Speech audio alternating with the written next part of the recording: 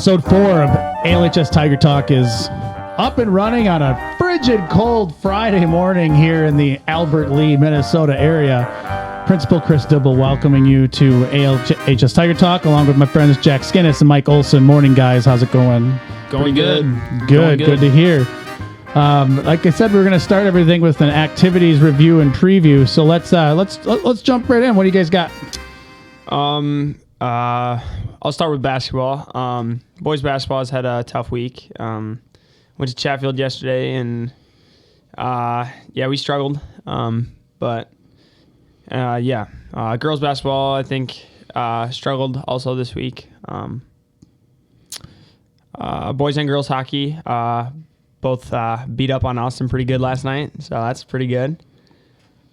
Yeah, sounds like hockey took care of business. Heard Mika Psychos and Morgan Gustafson scored their 100 points for each of them, so that's a big accomplishment for them, it sounds like, and big deal for the school and the hockey program. And then wrestling took care of business Tuesday. We had Mayo and East. Mayo, the returning section champs, and we beat them 48-18, I believe. So we took care of business, wrestled very good, and then we had Simley tonight, and then we got a tournament over in Lake Crystal tomorrow. So it's busy time. Getting to that time here. End of January, we're heading into the postseason's right around the corner. I think girls hockey's only a few weeks out. Yep. Already here. I know the boys swimmers were also. I don't think there's any action this week. I think they got 3 matches in 6 days next week. So I think swimming is going to ramp up here in a little bit. But what else is out there? I know the e-gamers have some state coming up. We're going to try to get Mr. Pagel, Mr. Egner in here to talk robotics and gaming here in the next couple of weeks, so we can get some of those. I mean, I don't know a lot about those activities because they're pretty new, and it's great that we're offering new choices for people here. So we'll get them in. We'll talk about that a little bit. So we know swimming is going to heat up. What do you guys got next week for basketball, wrestling? I think basketball we're Monday, Thursday, Friday, I think. We got a long week, and we're on a road streak. So I think we've had like 3 in a row, including tomorrow, and then 3 next week all the way. Okay. We got a big one next Thursday. A try with the Northfield and Faribault, 2 solid Big Nine foes, and Northfield will be a big one for us if we take care of them. We should be in a good spot to win the conference. And where's Owatonna this year? Owatonna, they're decent. They lost to Northfield so far, so they're probably 3rd or 4th best team. When do you see them?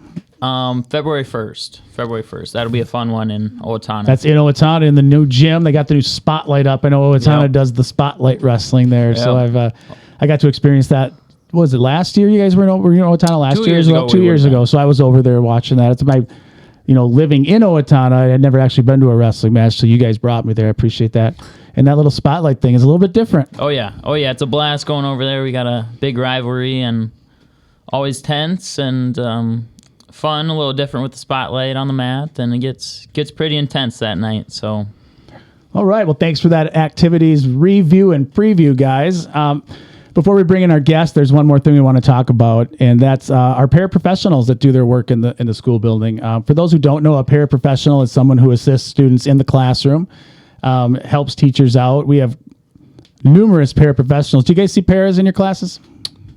I think I got one this semester with a minute, and seemed like they do a great job. And there's some unsung heroes in the building, and one of them are our paraprofessionals and our success coaches. Success coaches in our district are the ones who do a lot of translation services for our students who speak other languages, a lot of calls home. We have 3 success coaches who speak Spanish, and we have 3 success coaches who speak Korean. And so having those people in the building is a huge asset to the entire community. But Paraprofessional Appreciation Week is going to take place January 22nd through the 26th. We are going to include our success coaches in that because I don't know if there's a Success Coach Appreciation Week. I mean, we have something for pickles and ice cream, but we don't have anything for success coaches. So we're going to put them with our paras. We're going to call it a Paraprofessional and Success Coach Appreciation Week. We're going to be giving them daily snacks. We're going to be giving paras shout-outs. I believe Tiger Vision is going to do something. Is there something planned for some para recognition next week? Yep, I believe we got little video or segment made up for them. So Awesome. So thank you, paras, Albert Lee area schools. Thank you, paras all around the state of Minnesota and the country. Internationally, what the heck? Let's go. Happy Paraprofessional Appreciation Week, January 22nd through the 26th next week. Thank you, paras, for everything you do. We appreciate you working with our students and making this machine we call education tick. So big shout out to you guys. All right, no applause necessary for our next guest, but I'm going to turn a mic on here, and we are going to bring in Mr. 315, Officer 315, our school resource officer. We have two of them in the district this year. We have Adam Kahn at the high school and David Hughes stationed out of the middle school over at Southwest. They cover all of our buildings. They each have assignments, but they're there to back each other up whenever we need them. And today we're going to talk school resource officer. As we were talking with Senator Dornink last week, we know that there's been some school resource officers have been in the news here. But before we get into the nitty gritty, Albert Lee Police Officer Adam Kahn is our school resource officer. He also acts as an assistant varsity basketball coach. He's got a few kids that have been through the school district, one in here now, a couple of them. One of them almost out of college now, and one of them just getting started. Let's welcome Officer Kahn. Thanks for having me. All right, there you go. You get less applause than the paras, but a little bit more than we get every day. So, how long have you been an officer with the ALPD? Going on 24 years. 24 years. That's a long time. Yeah, I've seen a lot, done a lot. Started the SRO, been in this capacity for 3 years. So yeah, 3 years SRO. I remember he took over for the legendary Ted Herman. 210. Yes, the 210. Badge numbers are kind of a way we talk to people around here. So 210 was Ted Herman. 315 is what's Hughes out there if we need him. You'd be 309. 309. That's a sweet number. 309. All right. So what's your day look like as an SRO? Basically, I arrive at the school about the time the students are getting into class. If there's anything the administration has to pass on to me, follow up on that stuff. I get in the halls, interact with the students. If the deans or principals are seeing anything that needs to be draw attention to, we deal with the issues at hand. If they have anything that they need me to deal with, I deal with that. And then other students that come down and want to talk to me, we deal with the issues that they have and concerns they have. So your daily routine. Let's go to percentages quick. What percentage of your day is spent tracking kids down and writing tickets? I would say it's very minimal. A lot of what I deal with is interacting with the kids, the students in the building. They want to see me. They have questions with me. They have questions about the profession. They have questions about what I do. They have questions about what my day looks like. A lot of it's not writing the tickets. The interaction with the students is about formulating those relationships so they feel comfortable coming and talk to me. So from a student point of view, what's it like having a uniformed officer in the building? Well, with all the craziness going on just around the U.S., especially with shootings and whatnot, it helps us feel a lot safer, I feel. And obviously it's just nice to have someone here that you can ask him questions about his profession, obviously. And yeah. Yeah, I'd say definitely someone that can make school safer, better place. Definitely just makes school better overall. Having someone here that can do what he does, and someone that we can go to if we have any problems. And I'm sure he can take care of whatever we need. Yep, and I'm lucky enough to live right next door during my work day here. We work. There's a lot of collaboration with Officer Kahn and our administrative team. And a lot of it, most of it's not writing tickets. Are there tickets issued? Absolutely. We'll get into that in a second on what we're ticketing here in the building, or what gets referred to law enforcement. But most of what we hear is people coming in with questions. Hey, I've got this going on. What's the legality of here? Can I park my car here, or can I not park my car here? What's just questions that someone who knows the answer is right across the hall, and we can be there. So let's talk a little bit about when we do refer someone to law enforcement, what's it usually for? What's the majority of your work on the law enforcement side other than being seen? When I get a referral from administration, it's usually dealing with somebody with a vape device. We see some drugs. We have some fights in the school. in some, even if it's just an interaction where two students can't get along, it's where we got to bring them down, figure out the issues at hand, and see if we can work through it. We have and harassment's another one too, and we have kids that want to harass other students. They're looking for advice how to deal with the issue at hand, how they can protect themselves from being harassed. And a typical thing is, a lot of and the students know, since I've been in the school for 3 years, if it's something where it's breaking the law, I'm not cutting brakes. It's something where there needs to be accountability, and I'm huge on accountability, as Mr. Dibble is also. So that's why we're collaborative with. There's accountability for your actions. So if you make a poor choice, we're going to hold you accountable. Now, it is with being a juvenile. Almost all of our people are juveniles in the building. With that, 17 and under for the most part. Juvenile court different than adult court? Juvenile court is a lot different than adult court. Usually, you appear in a juvenile court. You don't have anybody else in the courtroom with you. You're appearing with yourself and the parent and a judge. There may be a couple attorneys in the room also, but a lot of it it's dealing with the issue at hand. It's not to say they're going to give you a break, but it's working with you to try to make sure you can correct your behaviors. And I think that's the big thing. School is about getting you prepared for life. Yep. When Mike and Jack leave here, and what are we down to? 5 months or so, you're going to be out there in the real world. Things change a little bit, and so we want to give you that education base. And if you're making poor choices in high school, we want to get you to see what it's like in front of a judge before it turns into bigger outcomes. Right. So what does happen? Let's say, let's pretend a student brings, a marijuana vape to school, because we're seeing more and more of these. I don't know. I'd actually like to get some student input on that. What do you guys see out there? Easy to get stuff?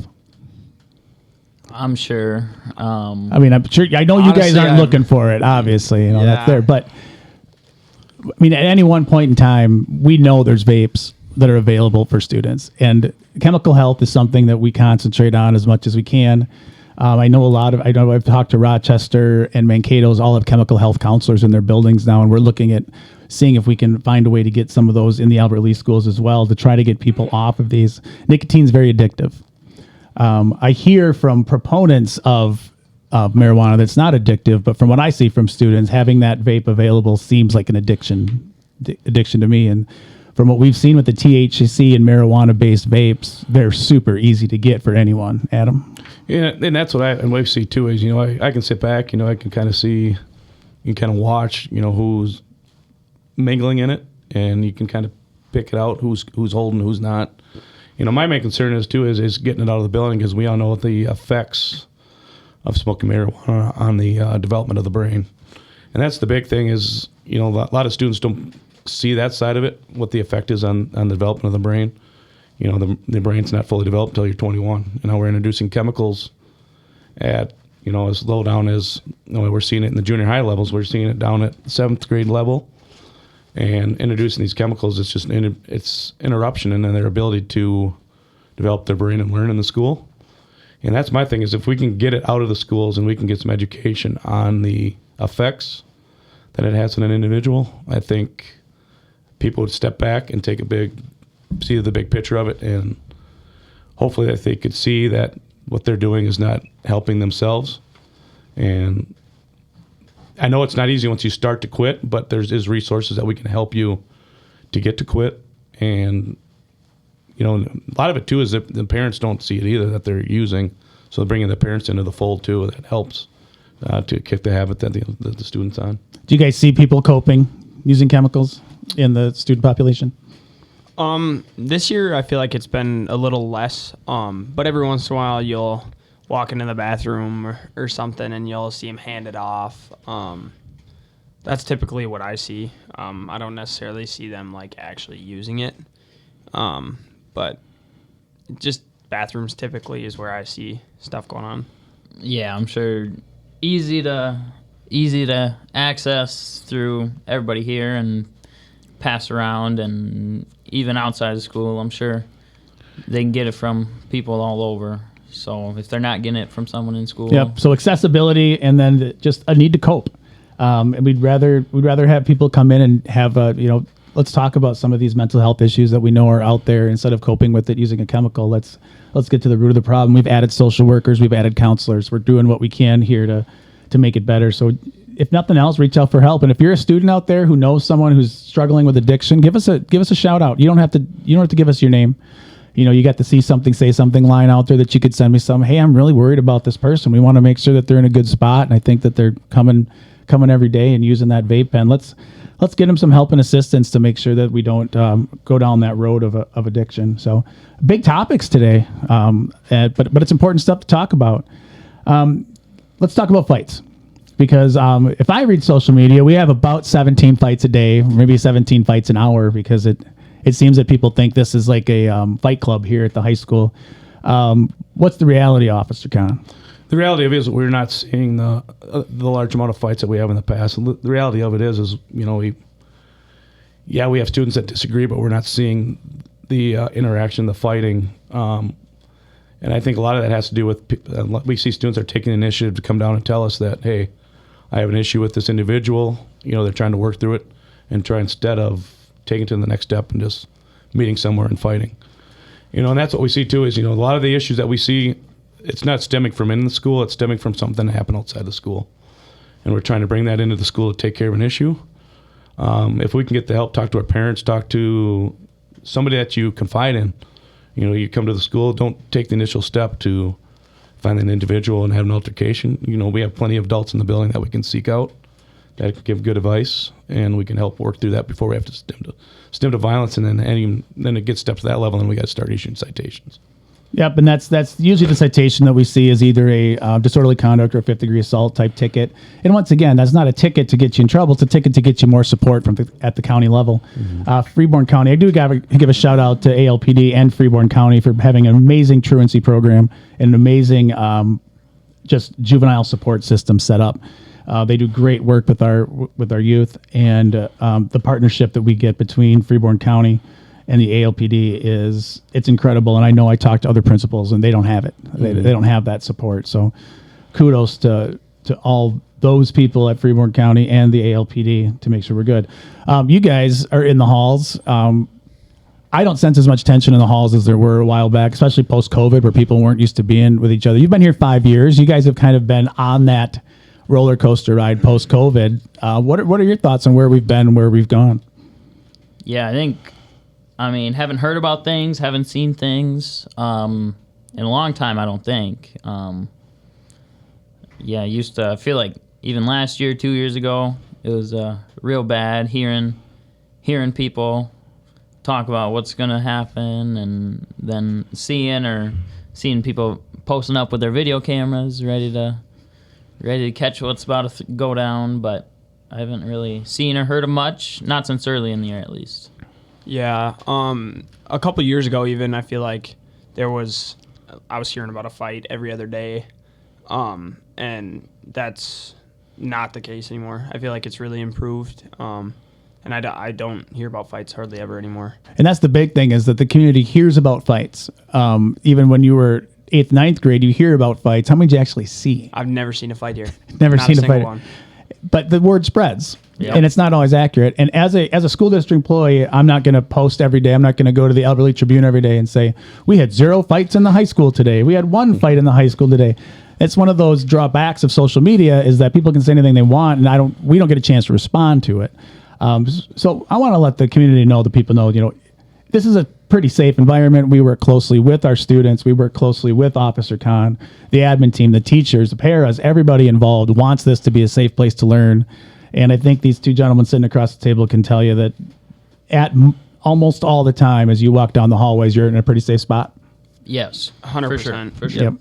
And so we invite people in. We did have a school board member walk through with us and see the lunches after hearing about some fights. And that person even said, "Oh, this is kind of boring." I'm like, I love boring. Boring lunches are the best. I mean, if you guys are having nice conversation and sitting there, that's my idea of a good day up at lunch. So anything else? Closing thoughts from our special guest today, Mr. 315, Officer Khan? Just keep what we're doing. Keep, the leadership. I think the senior class has done good for leadership with showing within the building. If you got issues, come down and talk to somebody. It's not something you have to hide. Keep it to yourself. There's adults here that are willing to listen. And get involved. Get involved in activities. Get involved in. It doesn't have to be sports. It can be get involved in the play. Get involved and get to know somebody. Interact with others. Make your high school experience something you remember. It goes quick. Before you know it, you'll be graduated and you're off to college and into the real world. So it's, make it a memory that's worth lasting. Enjoy the season. Who is that? Who is that legendary Vikings coach? Enjoy the season. Who was it? Big guy. You're gonna know I think it was 2 coaches ago. Oh, someone's gonna get Mike Tice. Yep. Was that him? Enjoy the season. Was that him, Adam? Yep, living the dime. I'm not myself a Vikings fan. I grew up on the other side of the river. Go Pack! Saturday night game. Some of us still have to play football. It's unfortunate.